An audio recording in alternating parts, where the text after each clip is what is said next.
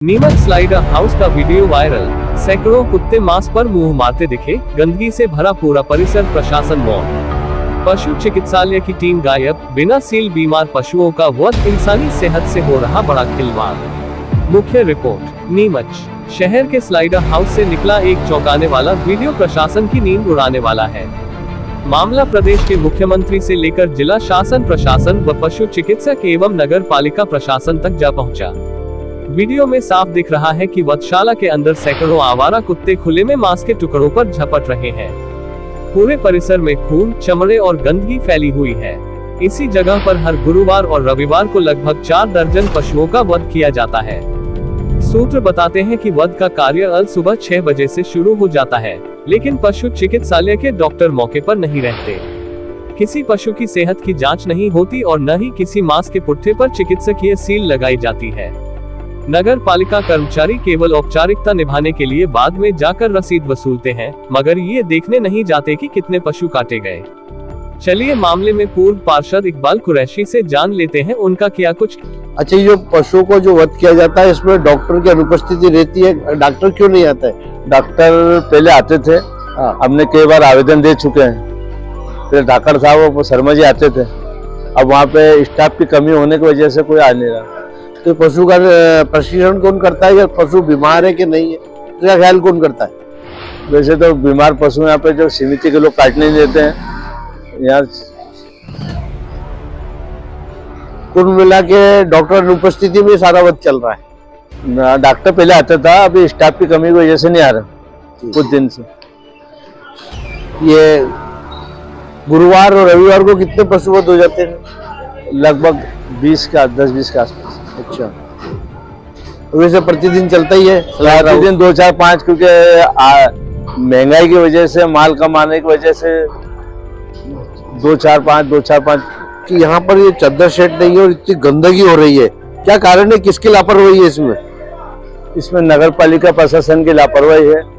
यहाँ के दुकानदारों ने, हम लोगों ने कई बार आवेदन दे चुके हैं, क्योंकि ये जो मार्केट बना कम से कम 200 साल पुराना मार्केट है और ये अंग्रेजों के टाइम का बना हुआ है। आज यहाँ बहुत परेशानी हो रही है। इस पे एक शेड हुआ करता था, शेड कभी तो टूटा हुआ है, दरवाजे टूटे हुए हैं और इसमें दरवाजे भी नहीं है। तो कई बार आवेदन दे चुके हैं, तो इस पे अभी तक कोई कार्रवाई नहीं।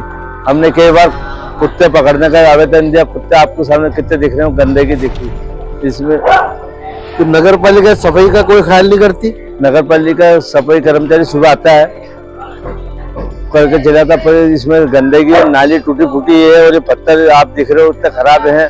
बोले कितनी भी सफाई करोगे इसमें, जब तक इसमें से बनेगा नहीं सीमेंट कांक्रीट, और जब तक कुछ दिखेगा नहीं। सफाई कर्मचारी सुबह आता है, सफाई करता है, पर इसमें टूट फूट हो रही है, नाली टूटी है, तो पानी जाए तो कहाँ जाए। अभी आप सुन रहे थे समाज सेवी पूर्व पार्षद इकबाल कुरैशी को।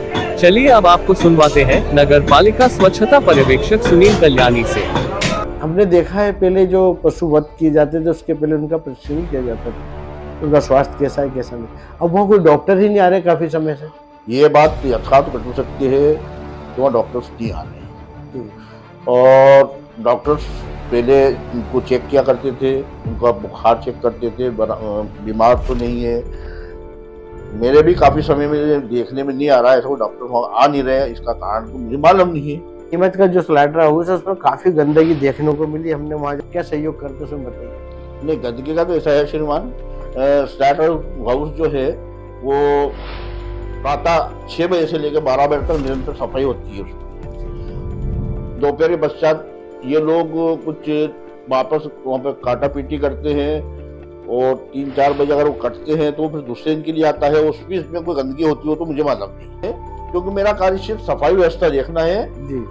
और जहाँ तक मुझे चीज नॉलेज में ही है, वो फर्शियाँ टूटी हुई है जी, उससे प्रॉपर सफाई नहीं होती है जी। बीच में कुछ वर्षों पहले नगर पालिका ने सफाई व्यवस्था को देखते हुए फर्शियाँ लगाई थी, और वहाँ पर गन और कुल्हाड़ी वगैरह चलती है तो फर्शियाँ टूट जाती है बार बार जी। हो सकता है उससे थोड़ी गंदगी दिखाई दे रही हो। नहीं, उसमें ये भी दिखाई दिया है कि नाली में फुल तरह से बहुत ज्यादा गंदगी हो रही है, नाली सड़ रही है। और भी जगह हमने देखा कैमरा चला के, बहुत सड़ा जरा पुराना गंदगी पड़ा हो साथ। नहीं, ऐसा तो नहीं है। इनको होता है पुराना गंदगी सुबह साफ हो जाता है 7 से 12-1 के बीच में। जी।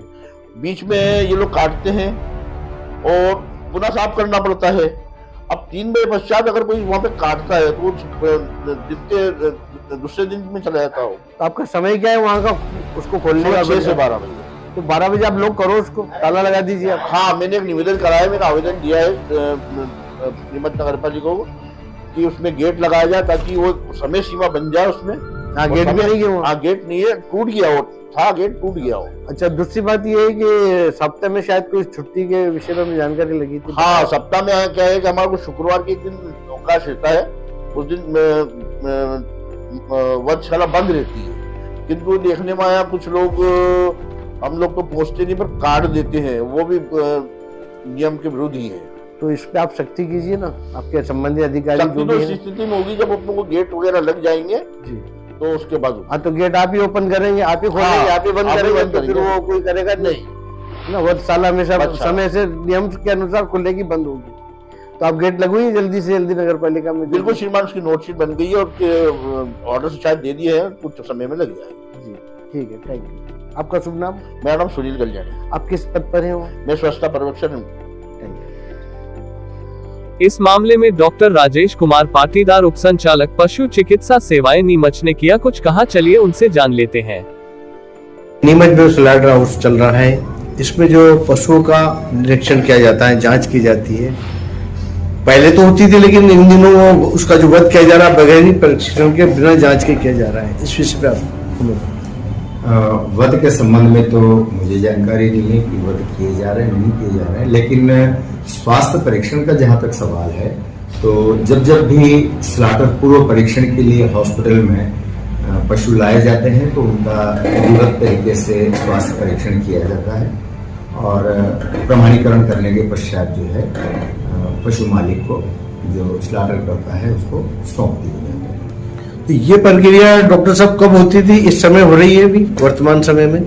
वर्तमान में अभी कुछ समय से नहीं आ रहे हैं परीक्षण के लिए। ये जिस अथॉरिटी ने भी लाइसेंस जारी किया है तो लाइसेंस में कुछ शर्तें हैं और उन शर्तों के अधीन यदि स्लाटर किया जाता है तो उन्हें आवश्यक रूप से इसका स्वास्थ्य परीक्षण स्लाटर पूर्व करवा लेना चाहिए।